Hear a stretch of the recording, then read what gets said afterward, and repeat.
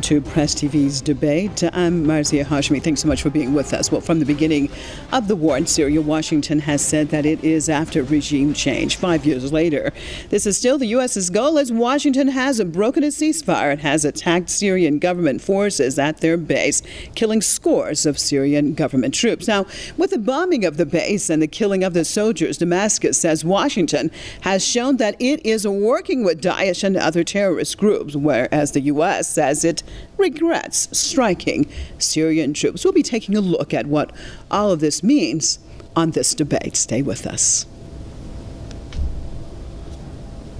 Bloodshed under the pretext of stopping bloodshed. This is how some explain the U.S.-led coalition's engagement in the war-ravaged Syria. On Saturday, the Arab country went through another day of carnage, but this time by those who claim to be fighting terrorists. U.S. warplanes targeted a military airport near the eastern city of Deir el-Zor, killing scores of Syrian soldiers and injuring over 100 more. This was a coordinated attack with 2 F-16 planes, 2 A-10 planes, a drone. It was also done in coordination with an Israeli drone attack that occurred on the Golan Heights. The U.S. Defense Department has admitted to striking the Syrian military positions, but said it was unintentional. And the U.S. envoy to the United Nations has said Washington regrets the loss of life. We are investigating the incident. If we determine that we did indeed strike Syrian military personnel, that was not our intention.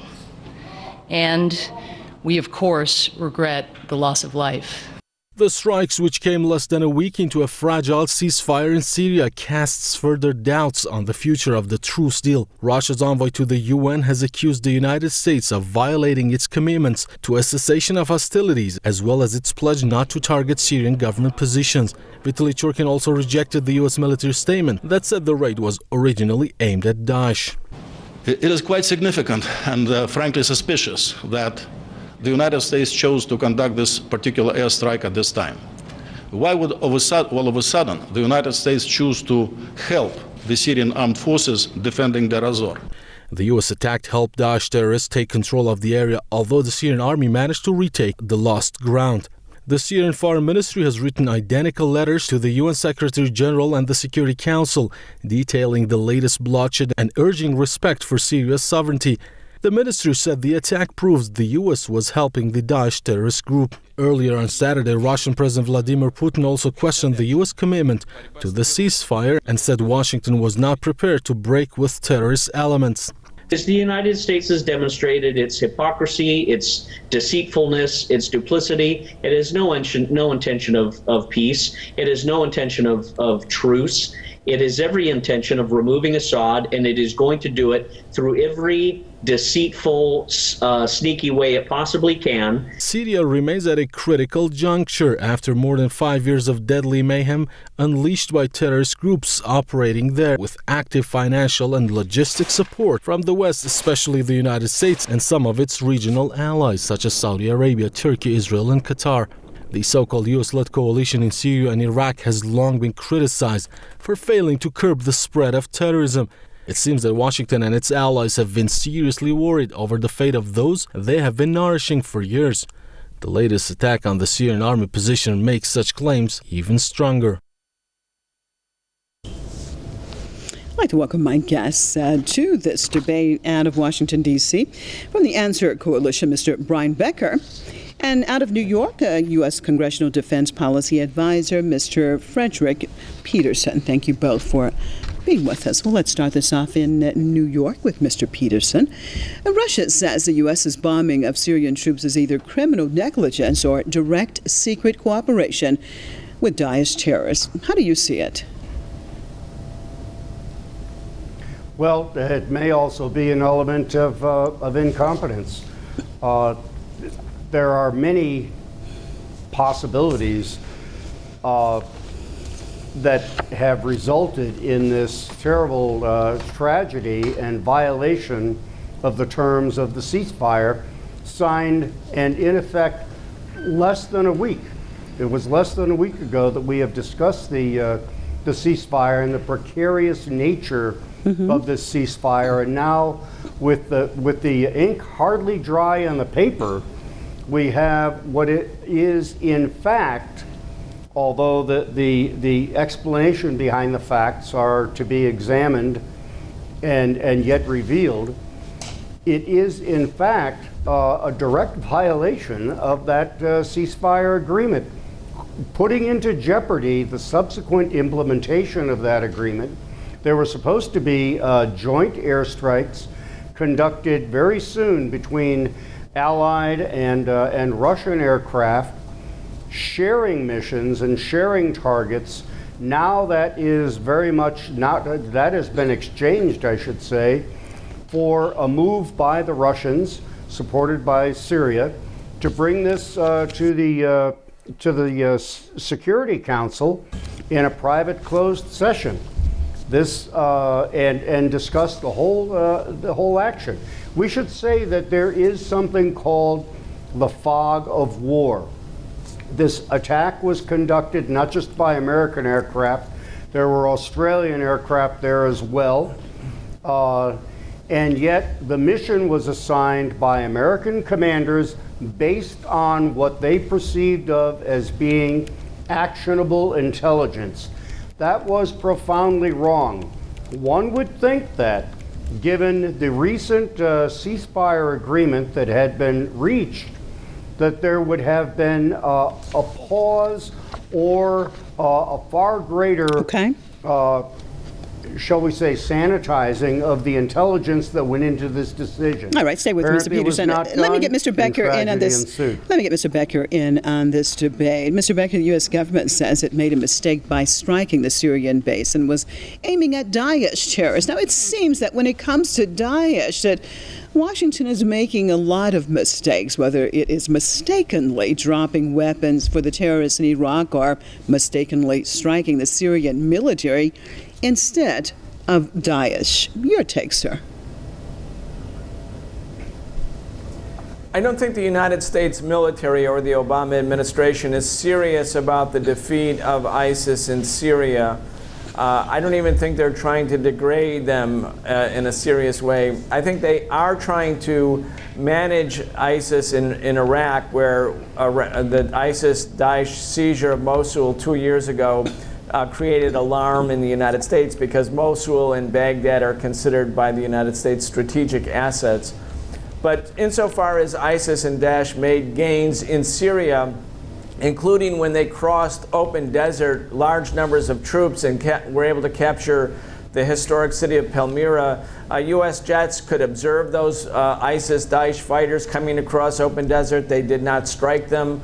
Obviously, the priority then was not to destroy or degrade Daesh. Since 2011, the Obama administration has said, and the mantra has been, Assad must go. The focus for the first 3 years was exclusively against the Syrian Arab Army, which has done the bulk of the fighting and dying to try to defeat ISIS and the Army of Conquest and al-Nusra Front and Al-Qaeda and all of the terrorist organizations in Syria. Now, the context for the recent destruction of a Syrian military unit by U.S. A-10 planes and F-15 fighter jets, in other words, obviously a coordinated plan that the U.S. says, yes, we did this. The context has to be this, that in Washington there is an open debate. It's open, it's not closed, it's not secret. There's an open debate or division within the Obama administration over the advisability of having any sort of ceasefire agreement with the Russians in order to defeat ISIS. The Defense Department, under the leadership of Ashton Carter, and the military generals in uniform are openly critical of the agreement that was signed between Kerry, Secretary of State, and the Foreign Minister of Russia, Lavrov. They said, in fact, that they may not implement the second stage of the ceasefire, even if the first stage is successful. Well, let me just jump in here, Mr. Becker, with what you're saying. Mr. Becker, with what you're saying, there appears, according to what you're saying, that there is a schism then in the administration. So what exactly does that mean? Who is in control of this administration? And if we look at the other side of things, the Syrians and the Russians, then whose word should they count on when we're talking about ceasefire agreements? If the U.S. government is not in agreement with itself, then how can it come to an agreement with others about the situation in Syria? Exactly. I mean, there's a virtual political civil war going on between the Defense Department and the State Department over the question of whether or not to have signed the ceasefire agreement with Russia in the first place. It's open, it's on the record. The New York Times and other mainstream corporate-owned media are reporting about it. President Obama, at the end of the day, at the end of that debate, in an unenthusiastic way, gave his support to John Kerry and the State Department's position that this effort should at least be attempted. Okay. So when stay with me, Mr. Becker. Stay with me, sir. I'm sorry to interrupt. I just got to keep it moving. Let me cross over. We have Facebook comments from our viewers about this subject. Let's take a look at that, and we'll be back to analyze those. That's a deliberate act by the U.S. because it's not after anything like peace in Syria. All they want is Syria to be destroyed for the sake of Israel. Saudi Arabia and Turkey are using the opportunity to wipe out Shia Muslims. The conflict in Syria isn't really about terrorism at all. It's about natural gas, competing pipelines, and access to markets in the EU. It's about money and power. The whole Daesh thing is a big hoax to conceal what's really going on, which is a global war for resources, more blood for oil. Russians are screaming about the Syrian soldiers who unintentionally got killed, but no Russian official says anything about the countless civilians who get killed by Syrian airstrikes on a daily basis.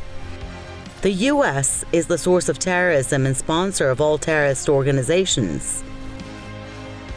America must leave the Middle East before a major disaster against Israel and Saudi Arabia. Daesh is the United States secret army that wants to overthrow the Syrian government. Some people have failed to know that there is no difference between the U.S. and Daesh. The Syrian government is oppressing its own people, and it's isolated itself from the world community. If it had let the voice of its people be heard in the first place, none of this would have happened. USA, the greatest liar on earth, is taught by the Zionists.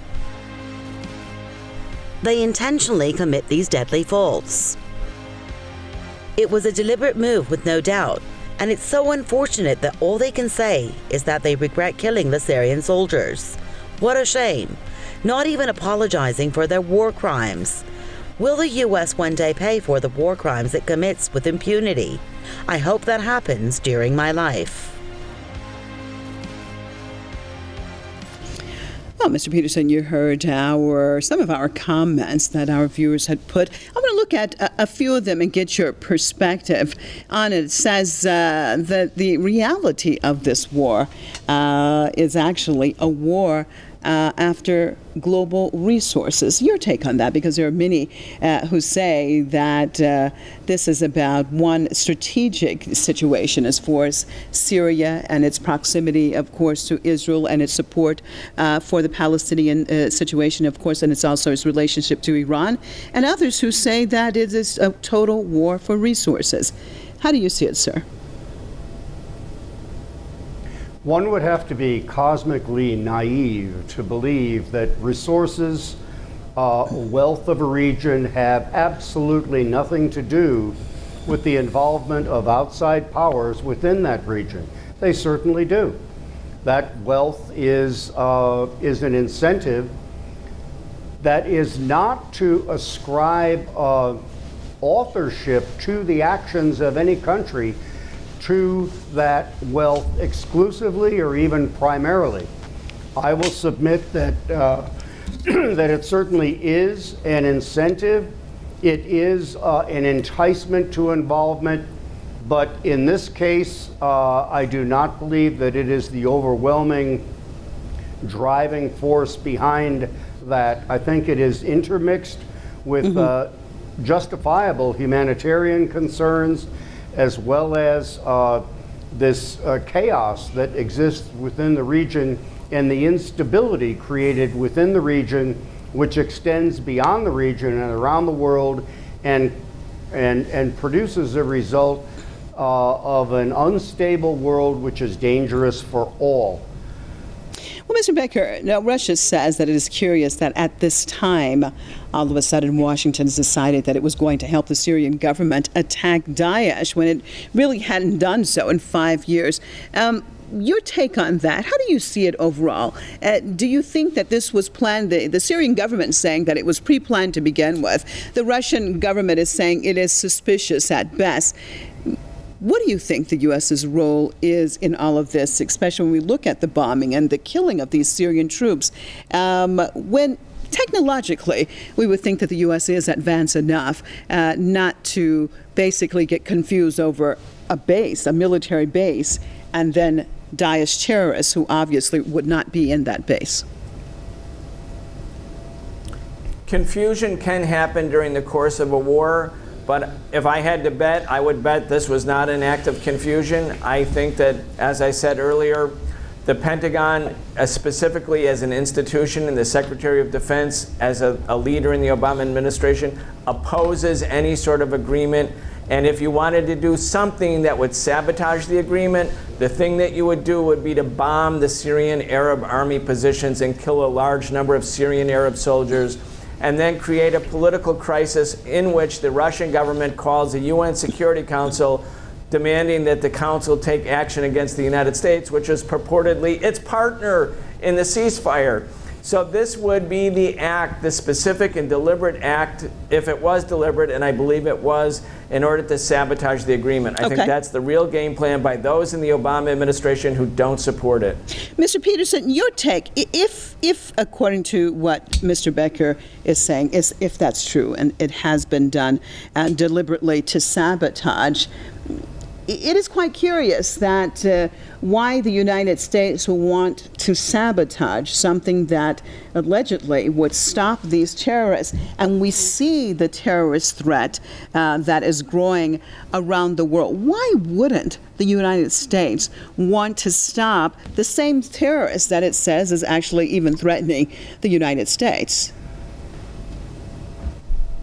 While I agree with your guest, Mr. Becker, that there is a curious, I should say, an unfortunate lack of continuity within the administration. There is significant dissent, not only within the administration, within its component parts, but within America itself as to how to prosecute policy, in fact, what policy should be prosecuted, and whether, in fact, we have a consistent, coherent policy at all.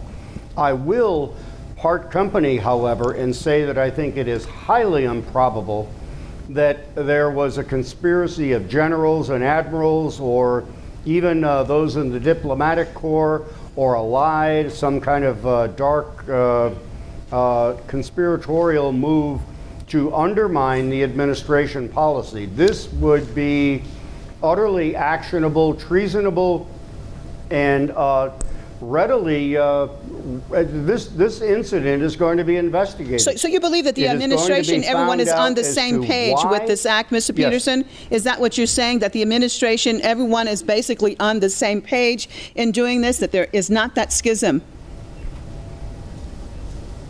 I'm saying that you don't always agree with orders that are given to you. And in fact, there is significant dissent and disagreement with the orders, the kind of willy-nilly orders that seem to be coming out of this administration. However, I will say there is a long skip and a jump between disagreement with policy and orders given to you and disobedience of those orders. I do not believe that this is the case. In this case, if it is found to be the case, there will be heads that will roll within the parameters of those who are responsible for that dissent. Well, Mr. Becker, and that action that goes directly contrary to administration policy. Okay, well, Mr. Becker, in your perspective, now what? What must happen to bring this war in Syria to the end? If the U.S. is not an honest broker and the Russians have been talking to the Americans to help pressure the terrorists into a ceasefire, can we expect peace to come through negotiations when the Americans are at the table? No, I think we cannot. I think we have a demonstration that the United States government because of the schism, the political civil war going inside the administration, where, by the way, the Pentagon, I believe, their motivation is they don't want any sort of long-term cooperation in even agreement or support of a successful endeavor with Russia, which they're targeting in a big global way. They don't want to have a scenario where U.S. and Russia are succeeding somewhere. I think that's their motivation. But no, this war is not going to come to an end. It's not a priority for the Obama administration. This was the Hail Mary pass by John Kerry to see if a political resolution. I think the Pentagon bombing of the Syrian troops, whether you say it was by mistake or not, has effectively sabotaged any prospect for a peaceful resolution. Okay, and on that very sad note, unfortunately, we have to end the program, but I appreciate both of you being with us. Out of Washington, D.C., from the Answer Coalition, Mr. Brian Becker, and out of New York, U.S. Congressional Defense Policy Advisor, Mr. Frederick Peterson. And as always, viewers, we appreciate you being with us on another debate. Join us right here, same time, same place tomorrow. I'm Marzieh Hashemi, signing off for myself and all the crew right here in Tehran. Thanks so much, and goodbye.